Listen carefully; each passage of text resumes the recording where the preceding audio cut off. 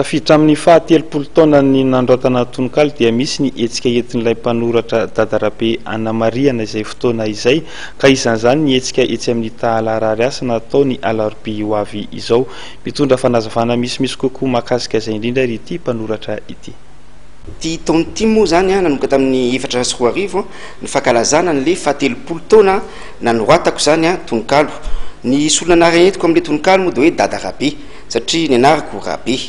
De nisy tononkalo ao anatin'izay hetsika fahatelopolo taona zay dia isy tononkalo boky anankiroa avoaka zay zany le ao anatiny dia le boky voalohany le hoe Hatramin'ny nahalalako anao, dia ny boky faharoa dia hoe Tiako tena tiako.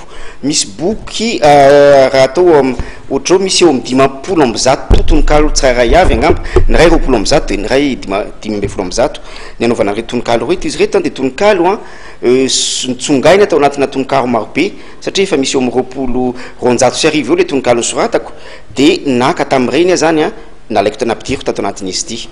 Ny ty taona ity zany dia entiko ankalazana fahatelopolo taona nanoratako tononkalo, zany hoe nanomboka ny taona 420 moa le izy.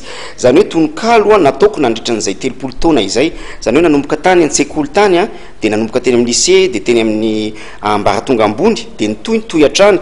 Maro ny tononkalo nosoratako eo amin'ny 200 eo dia atambatro nisy nitsongaina zany ampitiriko anatin'ny reto boky anankiroa reto. Ny boky voalohany dia hoe Hatramin'ny nahalalako anao, dia ny boky faharoa dia ny hoe Tiako tena tiako. Nandritra n'izay fotoana ela be zay nisy boky anankiray efa nisoratako ihany fa tamin'ny mbola tany Frantsa zany hoe Denis ny mazava tamin'ny taona 3 dia reto boky reto dia isorana manokana aloha tsy adiniko any Fanjandriamanantena sy Rijaramanatoanina nanao ny teny fanolorana an'ireo boky reo. Ny fandaharam-potoana entina Mariana ny fanaovana boky dia manomboka voalohany indrindra Rafakapitso androany latsinainy larobia alarobia 20 janoary manomboka amin'ny 10 maraina zany ao amin'ny Tahalarary asina.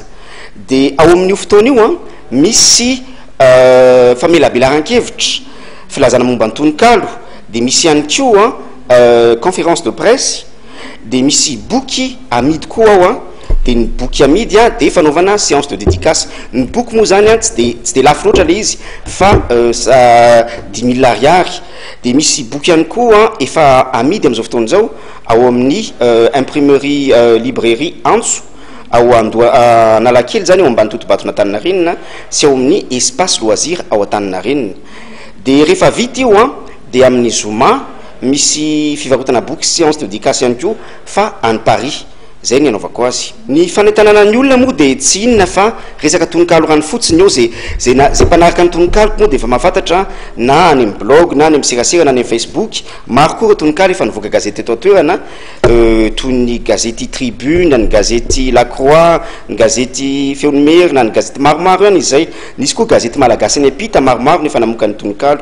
Dia tononkalo mpitiavana angamba nataontsika hoe 20 isanjato dia tononkalo mpitiavana dia amin'izao fetin'ny fankaty zao efa atombotra moa dia manasatsika hividy an'le boky ihany koa anaovana fanomezana zany ho an'ny olontiana ihany koa. Dia amarana koa azy dia fanentanana antsika rehetrarehetra ho tonga ao amin'ny Tahalarary asina amin'ny alarobia 20 janoary amin'ny 10 maraina ny manomboka fa mbola mitoy ihany izy na ny atoandro na ny tolakandro.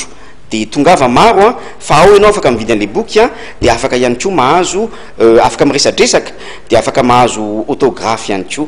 Dia misaotra anareo rehetra zay ho tonga andry.